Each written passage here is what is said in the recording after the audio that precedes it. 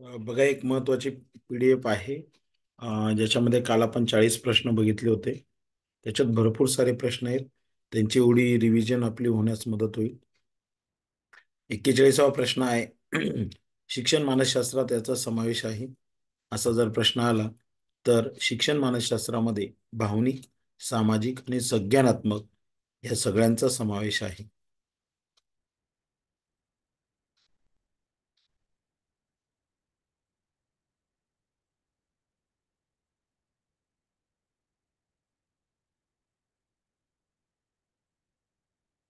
एक प्रश्न दिलाय त्यांनी.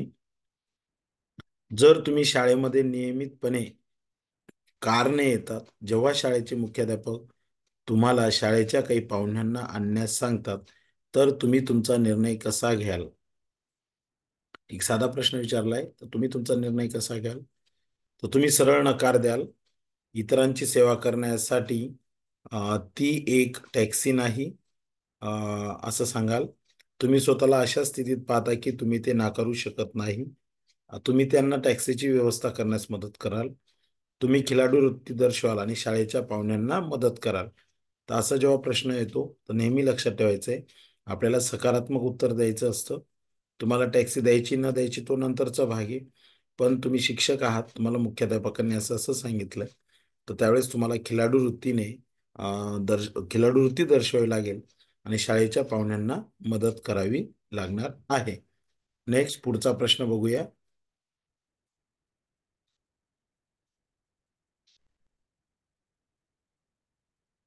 पुढचा प्रश्न असा आहे, पाणी पिण्यायोग्य बनविण्यासाठी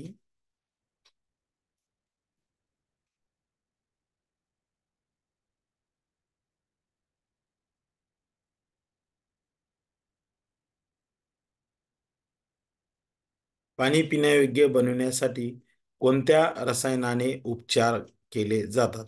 calcium carbonate, calcium hydroxide, magnesium hydroxide.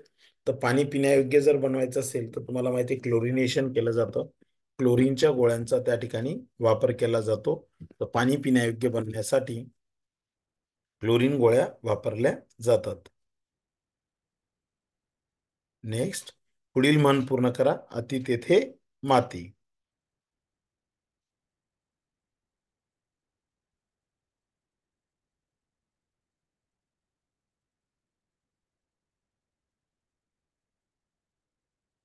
पुढचा प्रश्न आहे, प्राथमिक पायरीला लिहिणे शिकवण्यासाठी कोणती पद्धत उपयुक्त ठरते? आता जे मुलं प्रायमरी लेवलला आहेत, तर अशा विद्यार्थ्यांना कोणती शिक्षणाची पद्धत उपयुक्त ठरते असा जर प्रश्न आला तर त्या प्रश्नाचं उत्तर आहे, त्यामध्ये प्रायमरी लेवलला आपण जे शिकवलं जातं विद्यार्थ्यांना, त्यामध्ये फ्रेंच पद्धत, किंडर गार्डन पद्धत आणि प्ले वे पद्धत या तिन्ही पद्धतींचा वापर करत असतो. पुढचा प्रश्न आहे, आपल्या राष्ट्रध्वजाचे कल्पना चित्रण यांनी केले. आपला जो तिरंगा राष्ट्रध्वज आहे त्याचं कल्पना चित्रण म्हणजे मनामध्ये जी क्रिएटिव्हिटी त्यांनी तयार केली, तर ती आहे पिंगली व्यंकय्या. पिंगली व्यंकय्या यांनी आपला राष्ट्रध्वज तयार केलेला आहे, त्याची कल्पना तयार केली, त्याचं चित्रण केलेलं आहे. पिंगली व्यंकय्या त्यांचं नाव आहे. पुढचा प्रश्न आहे, खालीलपैकी कोणते शिकवण्याचे तंत्र आहे? मुलाखत, टिपा तयार करणे, समीक्षा करणे, वरील सर्व. असा जर प्रश्न आला तर शिकवण्याचं तंत्र कोणतं आहे? तर मुलाखत सुद्धा शिकवण्याचं तंत्र आहे. टिपा तयार करणं आणि समीक्षा करणं, अनालिसिस करणं, हे सुद्धा शिकवण्याचं तंत्र आहे. तर वरील सर्व हे त्याचं ऑप्शन आहे. पुढचा प्रश्न, चार मिनार कुठे आहे? तर चार मिनार हैदराबाद येथे आहे. चार मिनार हैदराबाद येथे आहे. नेक्स्ट, वर्गामध्ये शिक्षकाच्या पदाचे सर्वात उत्तम वाक्य म्हणजे गटाचा अध्यक्ष, गटाचा निर्देशक, गटाचा एक सदस्य यापैकी नाही. तर शिक्षकचं पद जे आहे, टीचरचं पद जे आहे, शिक्षकाचं जे पद आहे, ते उत्तम वाक्य म्हणजे तो एक गटाचा निर्देशक आहे. गटाचा निर्देशक आहे म्हणजे तो गटाला डायरेक्शन करतो, विद्यार्थ्यांना डायरेक्शन करतो, दिशा दर्शवण्याचं काम करत असतो. म्हणून शिक्षकाच्या पदाचं वर्णन जर तुम्हाला करायचं असेल तर तो गटाचा निर्देशक म्हणून करता येऊ शकतं. नेक्स्ट पुढचा प्रश्न बघूया. रणथंबोर राष्ट्रीय उद्यान या राज्यामध्ये आहे. तर रणथंबोर राष्ट्रीय उद्यान जे आहे ते राजस्थान या राज्यामध्ये आहे. रणथंबोर राष्ट्रीय उद्यान कोणत्या राज्यात आहे? तर राजस्थानमध्ये आहे. र लक्षात ठेवा, त्या पद्धतीने सोपं जाईल. नेक्स्ट, पुढचा प्रश्न. पुढचा प्रश्न आहे, प्राणी पेशीमध्ये काय उपस्थित नाही? तर बेसिकली आपण सगळ्यांनी याचा अभ्यास केलेला आहे सायन्समध्ये. तर दोन प्रकारच्या पेशी असतात. एक असते ॲनिमल सेल, एक असते प्लांट सेल. ॲनिमल सेल जे असते तिला आपण प्राणी पेशी म्हणतो. प्लांट सेल म्हणजे वनस्पती पेशी. तर प्राणी पेशीमध्ये काय उपस्थित नाही, म्हणजे काय नाहीये, काय ॲबसेंट आहे, असा जर प्रश्न असेल तर सेल वॉल, ज्याला पेशी भित्तिका म्हणतात, तर सेल वॉल जी असते, पेशी भित्तिका, ही वनस्पती पेशीमध्ये असते, प्राणी पेशीमध्ये नाही. बाकी उरलेले सगळे आवरण असणार आहेत.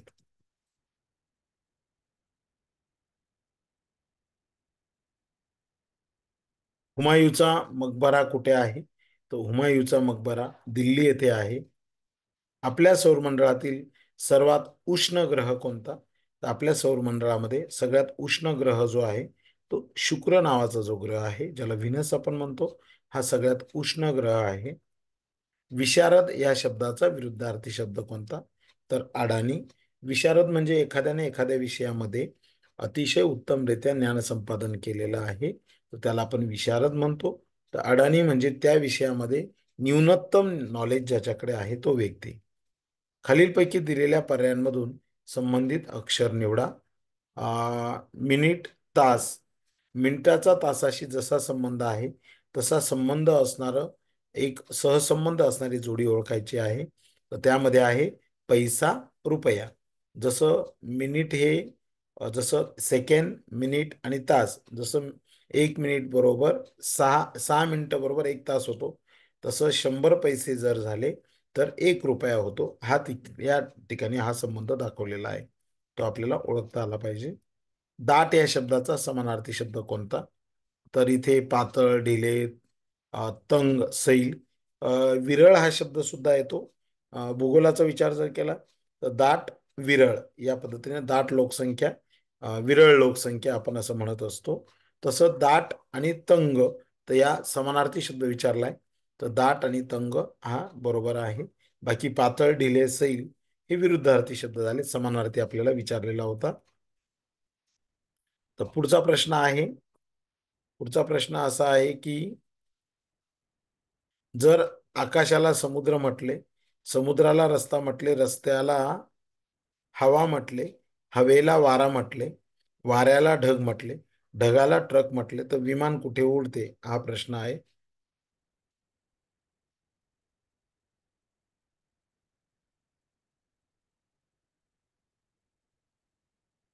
यस. जर आकाशाला समुद्र म्हटले, अं, सम समुद्र. समुद्राला समुद्राला रस्ता म्हटले, रस्त्याला हवा म्हटले, हवेला वारा समुद्र म्हटले, समुद्र वाऱ्याला सर. ढग म्हटले, तर विमान कुठे उडते? तर समुद्र हे त्याचं परफेक्ट उत्तर आहे. पुढचा प्रश्न. जेव्हा विद्यार्थी कठोर परिश्रम करून आपल्या विषयातील चांगले गुण आणू शकला नाही, त्याला याची लाज वाटत असेल, तो आपल्याला भीत असेल, तर आपण काय करावे? म्हणजे एखाद्या विद्यार्थ्याने खूप छान अभ्यास केला पण त्याला चांगले गुण मिळाले नाही, मग त्याला लाज वाटते की नाही बा, आपल्या शिक्षकांसमोर कशा पद्धतीने जायचं, त्याला भीती वाटत असेल, तर आपण काय करावे? तर साहजिक आहे, त्याला दंड देणं, दुर्लक्ष करणं किंवा त्याला शिकवणी घ्यायला भाग पाडणं हा योग्य उपचार नाही. तर अशा वेळेस आपला रोल असा आहे, तर अशा विद्यार्थ्याला आपण काय केलं पाहिजे? तर अशा विद्यार्थ्याला खऱ्या अर्थाने त्याचा आत्मविश्वास निर्माण केला गेला पाहिजे आणि त्याला योग्य तो सल्ला त्या ठिकाणी देणं गरजेचं आहे. त्याला सांगायचे घाबरण्याचं कुठलंही कारण नाही, या पद्धतीने आपण सांगू शकतो. पुढचा प्रश्न. ज्याला मरण नाही तो, तर ज्याला मरण नाही तर तो काय असणार आहे? अजरामर असणार आहे. आमरण म्हणजे काय? आमरण म्हणजे, आमरण हा शब्द बेसिकली उपोषण या शब्दाला लागू पडतो. आमरण उपोषण, तर मरेपर्यंत उपोषण. मरणोपरांत म्हणजे काय? आता मरणोपरांत आपण म्हणतो मरणोपरांत भारतरत्न दिला, मरणोपरांत पद्मश्री दिला, तर असं का म्हणतो? मेल्यानंतर. हा म्हणजे त्या व्यक्तीचं म्हणजे त्या व्यक्तीचा मृत्यू झालेला आहे. आणि अजरामर म्हणजे जो मरत नाहीये. आणि अश्वत्थामा हे फक्त एक काय म्हणतात त्याला, ज्याला आपण एक महाभारतामध्ये अ, जो अश्वत्थामा दिलेला आहे, तर त्याच्याबद्दल असं म्हटलं जातं की तो आजही मेलेला नाही, तो जिवंत आहे अश्वत्थामा असं म्हटलं जातं. समजा एक मूल आहे, त्याला ते मूल ऐकू शकत नाही. आपल्याला याची कल्पना नाही, अशा परिस्थितीत त्या मुलाकडे तुमचे काय कर्तव्य असेल, तर मुलाला ओळखणार आणि त्यानुसार त्याची तुम्हाला व्यवस्था करायची आहे. म्हणजे ॲज अ शिक्षक म्हणून तुम्हाला सांगितलं की एक मुलगा आहे की त्याला ऐकू येत नाहीये, तर अशा वेळेस दुर्लक्ष करून चालणार नाही. तर अशा विद्यार्थ्याला तुम्हाला काय करावं लागणार आहे, अशा विद्यार्थ्याला खऱ्या अर्थाने त्याला ओळखायचंय. त्याच्याकडे आता माझ्याकडे असे बरेच अनुभव आलेले 14-15 वर्षामध्ये. तर ज्या विद्यार्थ्यांना दिसण्याचा प्रॉब्लेम होता, मग त्याच्या आईवडिलांना बोलवलं, त्यांना सांगितलं. मग त्यांना चष्मा सजेस्ट करायला लावला. काही विद्यार्थ्यांना ऐकण्याचा प्रॉब्लेम होता. तर ही ॲज अ शिक्षक म्हणून आपली एक जबाबदारी असते. बऱ्याच वेळा काय होतं की शिक्षक दुर्लक्ष करतात, लक्ष घालत नाहीत. असं करून चालणार नाहीये. नेक्स्ट, दिलेल्या पर्यायामधून वेगळे ते बाहेर काढा. गहू, हरभरा, सोयाबीन, मध. आता हे लहान मुलगा सुद्धा उत्तर देऊ शकतो. गहू, हरभरा, सोयाबीन आणि मध. मधाचा इथे हा एक वेगळा पर्याय आहे. सोक्ष मोक्ष होणे या वाक्प्रचाराचा अर्थ काय? तर निकालात निघणे. आपण म्हणतो की बऱ्याच वेळा म्हणतो बघा, या प्रकरणाचा मी सोक्ष मोक्षच लावतो, असं जेव्हा आपण म्हणतो, तर त्यावेळेस त्याचा अर्थ होतो की या प्रकरणाचा मी निपटारा करणार आहे, या प्रकरणाला मी निकालात काढणार आहे. ओके, असा त्याचा अर्थ होतो. नैसर्गिक आपत्ती ज्यामध्ये कार्बन डायऑक्साईड खोल सरोवरापासून अचानक विस्फोट होतो, त्याला काय म्हणतात, तर त्याला लिम्निक म्हटलं जातं. एखादी नैसर्गिक आपत्ती अशी होते की ज्यामध्ये CO2 जो आहे, ज्याला कार्बन डायऑक्साईड म्हणतो, तर त्याचा अचानक विस्फोट होतो, तर त्याला लिम्निक असं म्हटलं जातं. अन्न साखळीमध्ये सर्वप्रथम कोण येतात? तर साधारणपणे आपण जर फूड चेनचा विचार केला, ज्याला अन्न साखळी म्हणतात, त्या अन्न साखळीमध्ये सर्वप्रथम प्रोडक्शन करणारे उत्पादक येतात. उदाहरणार्थ क्रॉप्स, पिकं जे आहेत ते उत्पादक म्हणून असणार आहेत. प्राथमिक ग्राहक विघटन कार्य आपण मार्जिक त्यामध्ये मोडत नाही. तर हे टप्पे आहेत अन्न साखळीमधले. त्यामधला पहिला टप्पा जो आहे तो उत्पादकाचा असणार आहे. सूचना, खाली दिलेल्या पर्यायांमधून अक्षर समूह निवडा. पहिले दिलेलं आहे BACE, DACE, FACE. सांगता येईल उत्तर तुम्हाला?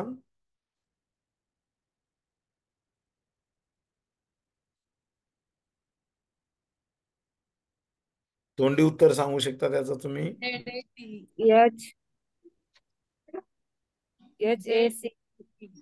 यस. तर अगदी बरोबर, HACE हे उत्तर असणार आहे.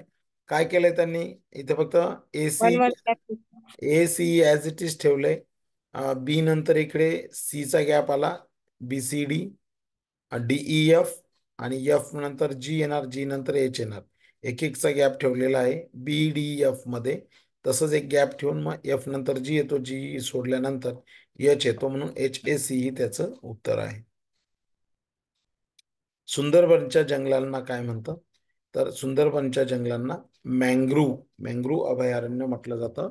तर सुंदरबन जे वेस्ट बेंगॉल जवळ आहे, तर त्याला सुंदरबनच्या जंगलांना रिलेटेड टू द बांगलादेशचा परिसर आणि प्लस पश्चिम बंगाल, तर हा भाग जो आहे त्याला सुंदरबन म्हटलं जातं.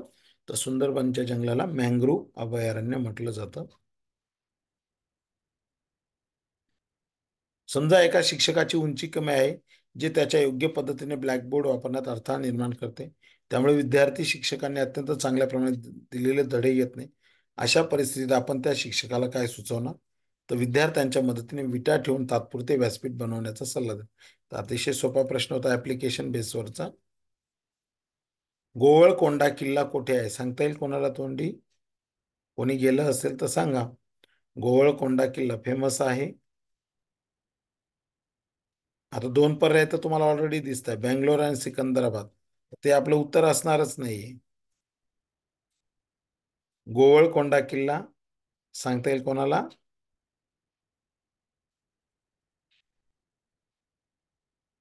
तर गोवळकोंडा किल्ला जो आहे तो हैदराबाद या ठिकाणी आहे गोवळकोंडा किल्ला.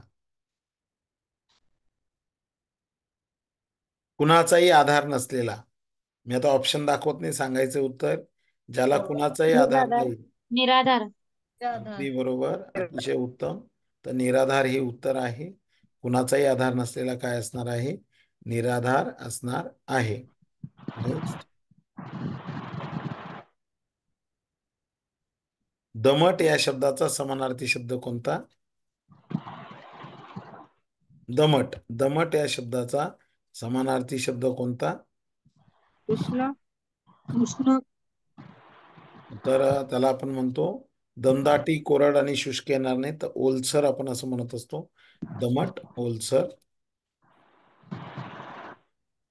दिलेल्या पर्यायांमधून ॲनालॉगस शब्द निवडा. ॲनालॉगस म्हणजे संबंधित शब्द. हरिणाचे जिराफाशी जे नाते आहे तसे कोल्ह्याचे कोणाशी आहे? हरिण आणि जिराफ ॲनालॉगस म्हणजे रिलेटेडच आहे बघा. हरिण डोळ्यासमोर आणा, जिराफ डोळ्यासमोर आणा, तसं कोल्हा कोणासारखा दिसतो?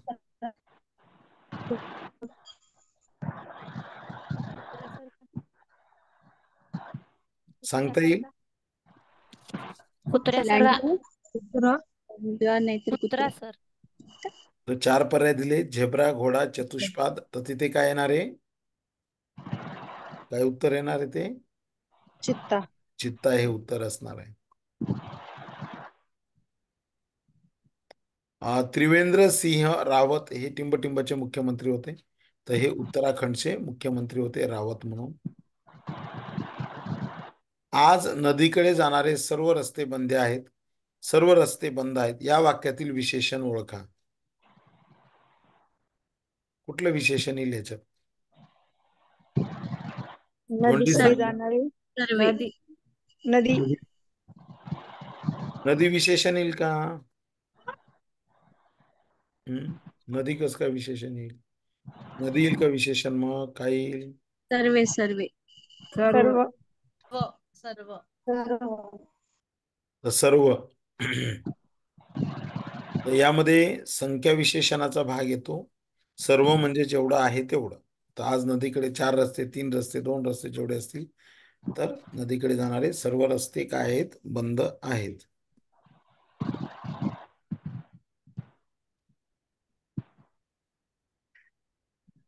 एखाद्या मुलाला चित्त एकाग्र करणे जमत नसल्यास त्याला टिंबटिंब यापासून दूर ठेवले पाहिजे. आता कच्चा पालेभाजा, भाजीपाला, फळे, तृणधान्य पाहून तर तो काय अट्रॅक्ट होणार नाही. तो सगळ्यात जास्त कशाजवळ अट्रॅक्ट होतो? कुठला विद्यार्थी? तुम्ही म्हणा, मी म्हणा. तो कशाजवळ अट्रॅक्ट होतो आपण जास्त प्रमाणात? प्रक्रिया केलेले अन्नपदार्थ. Readymade food. हा, रेडीमेड फूड. मग त्यामध्ये तुमचा वडापाव, पाववडा, पिझ्झा, बर्गर किंवा असे काही पदार्थ असतात त्याकडे अट्रॅक्ट होतो. तर त्यामुळे अभ्यासावरून त्याचं लक्ष उडतं. शरीराचा कोणता अवयव कधीही विश्रांती घेत नाही? तोंडी सांगा. असा कोणता आहे की तो विश्रांती घेत नाही? हृदय. हृदय. हृदय. अगदी बरोबर. तर हृदय हा हृदय हृदयाने जर विश्रांती घेतली तर मग काहीच होणार नाही. तर संपलं. सगळे लेक्चर संपले, कायमची परीक्षा विश्रांती. सगळंच संपलं, मग काही विषयच राहत नाही. ते आहे तर चालू आहे सगळं. खालीलपैकी अशुद्ध वाक्य कोणते? तर ती सर्व विटी दांडूला खेळत आहे. असं एक आहे. तर ती सर्व विटी दांडूला खेळत आहेत असं येणार नाही. ओके. काय वाक्य यायला पाहिजे होतं ते? सर्व. ती ते सर्व. सर्व. ते ते सर्व. सर्व. विटी दांडूला पण नाही येणार, दांडूने ला खेळतात. येणार नाही. ला हे सामान्य नाम येणार नाही. दांडूने. इथे एक वाक्य काय येईल फक्त? ते ती सर्व सर्व विटी दांडू खेळत आहे. बघत आहेत असं वाक्य अपेक्षित आहे तिथे. अतिशय बरोबर. नेक्स्ट. भारताच्या खालीलपैकी कोणत्या वन्यजीव अभयारण्यामध्ये गेंड्यांचे संवर्धन करण्याचा प्रकल्प मार्गस्थ आहे? तर काझीरंगा, जे हे लक्षात ठेवायचे, काझीरंगा नावाचं जे अभयारण्य आहे तर तिथे गेंडा हे अभयारण्याबद्दल खूप वेळा प्रश्न विचारला गेलाय. तर काझीरंगा आणि ते गेंड्याचं अभयारण्य आहे. नेक्स्ट. प्रश्न असा आहे की समजा एका बुद्धिमान विद्यार्थ्याच्या कुटुंबात काही समस्या झाल्या, त्याचा तुमच्यावर विश्वास आहे आणि ते तुमच्याकडे समाधानासाठी येतो, तर या परिस्थितीत काय करा? तर सरळ सरळ आपण धैर्याने विचार करायचा आहे आणि काही अनुकूल उपाय त्याला सुचवायचे आहेत. बाकीचे पर्याय मी वाचत नाही. पेट्रोलचा दर्जा ह्या शब्दात सांगितला जातो, तर ओक्टाईन संख्या असते. ओक्टाईन नावाचा नंबर असतो, त्यामध्ये पेट्रोलचा दर्जा क्वालिटी सांगितली जाते. हा, आता याचं उत्तर सांगायचंय, मी पर्याय दाखवत नाही. बघा काय आहे त्याच्यामध्ये दिलेलं. मुलींच्या रांगेत दिव्या डावीकडून 9व्या आणि उजवीकडून 7व्या क्रमांकावर आहे, तर रांगेत एकूण किती मुली आहेत? तर मुलींची 15. रांग आहे, 15. मुलींच्या रांगेत 15. दिव्या डावीकडून 9वी आणि उजवीकडून 7वी, तर रांगेत एकूण किती मुली आहेत? 15. अतिशय बरोबर उत्तर दिलंय.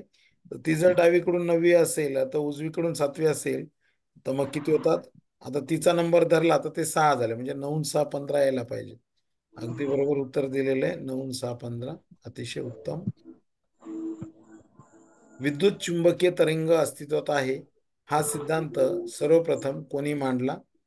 विद्युत चुंबकीय तरंग अस्तित्वात आहेत, हा सिद्धांत प्रथम कोणी मांडला? मॅक्सवेल हे त्याचं उत्तर आहे. मॅक्सवेलने विद्युत चुंबकीय तरंग अस्तित्वात असल्याचा थेअरी सिद्धांत मांडलेला आहे. जलोग, जलोगची फोड कशी कराल तुम्ही? जलोग शब्दाची फोड कशी कराल? जल अधिक ओघ. तर त्याचं उत्तर आहे जल अधिक ओघ. जल अधिक ओघ, अवघ नाही येणार. तर जल अधिक ओघ, त्याचे नियम आहेत संधीचे, त्या संधीच्या नियमांमध्ये जल अधिक ओघ हे उत्तर येणार आहे. जलोघ म्हणतात त्याला. खालीलपैकी शुद्ध शब्द कोणता? तर लक्षात ठेवायचंय, लक्षात येईल आपल्याला, खसखशीत हा जो शब्द आहे तो शुद्ध शब्द आहे, खसखशीत नावाचा शब्द.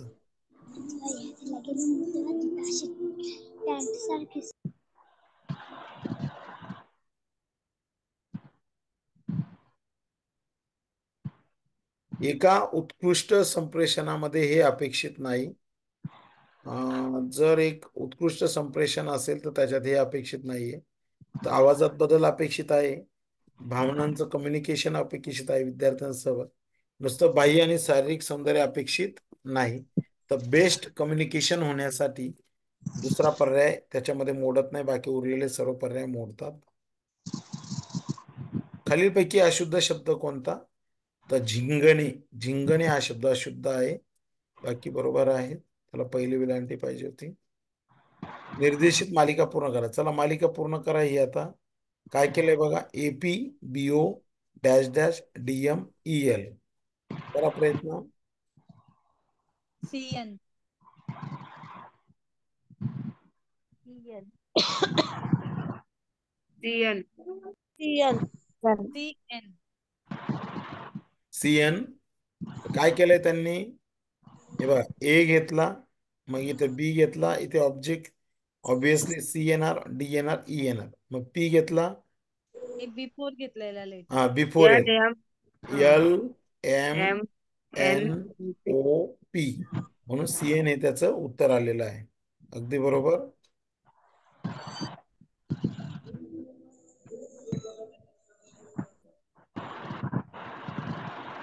पुढचा प्रश्न आहे, शिक्षण ही 3 टोकी प्रक्रिया आहे, कारण त्यामध्ये कोणाचा समावेश होतो? तर शिक्षणामध्ये मूल म्हणजे स्टुडंट, टीचर आणि करिक्युलम म्हणजे अर्थात अभ्यासक्रमाचा समावेश होतो. मूल, शिक्षक, अभ्यासक्रम हे 3 टोक आहेत. खालीलपैकी कोणत्या जीवमंडल राखीवमध्ये समुद्री गायी आढळतात? तर लक्षात ठेवायचं, तर जीवमंडल राखीवमध्ये मन्नारचं जे आखात आहे, त्या मन्नारच्या आखातामध्ये खऱ्या अर्थाने समुद्री गायी आपल्याला दिसून येतात. त्यानंतर पुढे आहे, आर्द्रता मोजण्यासाठी कुठलं साधन वापरलं जातं? ह्युमिडिटी अर्थात आर्द्रता मोजण्यासाठी कुठलं साधन वापरलं जातं? सांगतील कोणाला? घनमीटर. तर त्याला आर्द्रता मापी म्हटलं जातं. आर्द्रता मोजण्यासाठी आर्द्रता मापीचा वापर केला जातो. आर्द्रता मोजण्यासाठी आर्द्रता मापीचा वापर केला जातो. नेक्स्ट. जास्त बंद करून दे. एक बॉल पेन टिंब तत्वावर कार्य करते. म्हणजे साधारणपणे बॉल पेनने लिहितो आपण, त्याच्यामागे कोणतं तत्व आहे असं विचारलंय. सरफेस टेन्शन म्हणजे पृष्ठावरील ताण, गुरुत्वाकर्षण वरील दोन्ही यापैकी नाही. तर लक्षात ठेवायचं, एक बॉल पेन जो काही कार्य करतो, लिहितो आपण त्याच्या साहाय्याने, तर बॉल पेनचं जे तत्व आहे ते सरफेस टेन्शन आणि ग्रॅव्हिटेशनल फोर्स, ग्रॅव्हिटेशन याच्यावर अवलंबून आहे. लक्षात ठेवायचं आहे. एकूण अंतर्गत प्रतिबिंबासाठी प्रकाशाच्या किरणाला टिंबतून जाणे आवश्यक आहे. तर काच ते पाणी. आता हे जे इंटरनल रिफ्लेक्शन जे असतं, अंतर्गत प्रतिबिंब जे होतं, तर त्यासाठी एक आपाती किरण जेव्हा तुम्ही सोडता, तर तो आपाती किरण काच ते पाणी असा त्याचा प्रवास होत असतो. म्हणजे काचेचा ग्लास असेल तर काचेच्या ग्लासमधून तो आपाती किरण जाईल आणि मग पाण्यामध्ये गेल्यानंतर त्याचं रिफ्लेक्शन होणार आहे. ऑबेन्सिव्ह कंपल्सिव्ह डिसऑर्डर बाबत काय आहे? एखाद्या गोष्टीने पछाडल्यामुळे वाटणारी खंत मोकळी करण्यासाठी एखादी व्यक्ती करते ते वर्तन, त्याला ऑबेन्सिव्ह कंपल्सिव्ह डिसऑर्डर म्हणतात. एखादी गोष्ट असते जी सतत आपल्याला सतावत असते, आणि सतावत असणारी गोष्ट आपण काय करतो, कुठेतरी आधार शोधतो. तर काय म्हणतात त्याला, तो आधार शोधताना मग कुठेतरी आपण व्यक्त होत असतो. तर ते व्यक्त होत असताना जे काही होतं त्याला ऑबेन्सिव्ह कंपल्सिव्ह डिसऑर्डर असं म्हटलं जातं. अजून 2 प्रश्न बघूया, मग थांबूया आपण. बर्फाचा विलयन बिंदू, वितरण बिंदू काय आहे? मेल्टिंग पॉइंट काय आहे बर्फाचा? सांगता येईल कोणाला? बर्फाचा मेल्टिंग पॉइंट काय आहे?